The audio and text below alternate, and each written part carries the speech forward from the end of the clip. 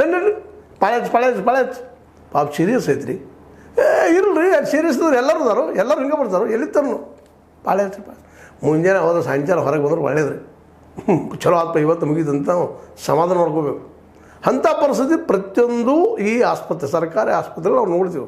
ಸಾಮಾನ್ಯವಾಗಿ ಔಷಧಗಳು ಸುಮ್ಮ ಏನೋ ನೆಗಡಿ ಶೀತ ಇಂಥ ಗುಡಿಗೆ ಇಟ್ಟಿರ್ತಿದ್ರು, ಅವು ಇಲ್ಲಂತೀವಿ. ಅವು ಕೊರತೆ 30% ಕೊರತೆ ಅಂದ್ರೆ 100 ಇಲ್ಲ ಅಂದಂಗೆ ಆಗದ್ರಿ.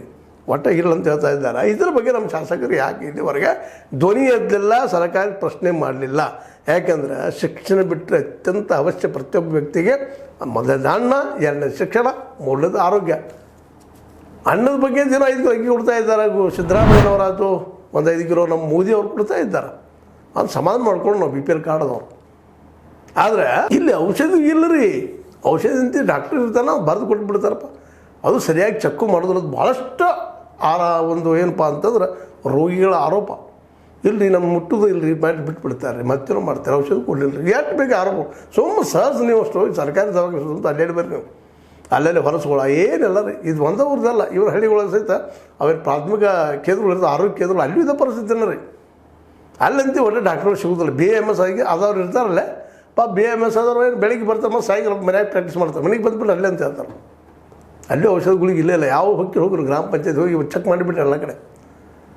ಇಂಥ ಪರಿಸ್ಥಿತಿ ಈ ಜಿಲ್ಲಾ ಮಟ್ಟದಲ್ಲಾಗಿರ್ಬೋದು, ತಾಲೂಕು ಮಟ್ಟದಲ್ಲಾಗಿರ್ಬೋದು, ಪಂಚಾಯತ್ ಮಟ್ಟದಲ್ಲಾಗಿರ್ಬೋದು, ಎಲ್ಲ ಕಡೆ ಇದೇ ಪರಿಸ್ಥಿತಿ ಅದ ರೀ. ಈಗ ಇದೊಂದು ಹೊಸ ಸುದ್ದಿ ಬಂತದೆ. ಹೀಗಾಗಿ ಜನ ಗಾಬರಿ ಆಗಿದ್ದಾರೆ.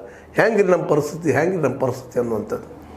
ಮತ್ತು ಸರ್ಕಾರ ದವಾಖಾನಲ್ಲಿ ಹಡ್ಡಿದಕ್ಕೆ ಹೋಗೋದಪ್ಪ ಅಂತಂದ್ರೆ, ಬಾಣತನಕ್ಕೆ ಹೋಗೋದಪ್ಪ ಅಂತಂದ್ರೆ ಮೈ ಮೇಲೆ ಮುಳ್ಳ ಹೆಣ್ಮಕ್ಳಿಗೆ ಏನು ಮಾಡ್ತಾರೋ ಗೊತ್ತಿಲ್ಲ, ಉಳಿತೀನೋ ಇಲ್ಲೋ ಗೊತ್ತಿಲ್ಲ. ಹೌದು, ನಿಜವಾಗಿಯೂ ಸೀರಿಯಸ್ ಮ್ಯಾಟ್ರನ್ನ ರೀ. ಯಾಕಂದ್ರೆ ಎಲ್ಲರಿಗೂ ಸಿಸರಿಯನ್ ಮಾಡ್ಲಿಕ್ಕೆ ಶುರು ಮಾಡಿಬಿಟ್ಟಿದ್ರೆ ಎಲ್ಲ ಡಾಕ್ಟರ್ಸು. ಪ್ರೈವೇಟ್ ಇರಲಿ, ಗೌರ್ಮೆಂಟ್ ಇರಲಿ. ಗೌರ್ಮೆಂಟ್ ತಗೋದ್ರೆ 5-10 ಸಾವಿರ. ಯಾರೇ ಗುರುತಿನವ್ರು ಇದ್ದರು, ಶಾಸಕ ಸಮಿತಿದವ್ರು ಇದ್ದರು, ಮತ್ತವ್ರು ಇದ್ರೆ ಒಂದು 5 ಸಾವಿರ ಆಗಿದೆ. ಮತ್ತೆ ವಸೂಲು ಮಾಡ್ತಾರೆ ರೀ. ಸ್ವಲ್ಪ ಕೆಲಸ ಮಾಡಿ ಯಾರೋ ಆದ್ರೆ 10 ಸಾವಿರ ರೂಪಾಯಿ.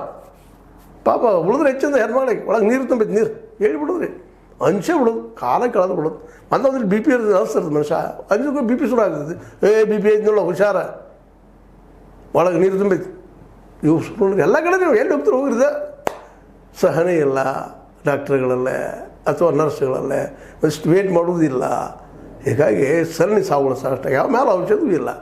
ಪಾಪ ಬಡವ್ರು ಇರ್ತಿರೋದ್ರಿ ಮುಂಜಾನೆ ಸಾಯಂಕಾಲ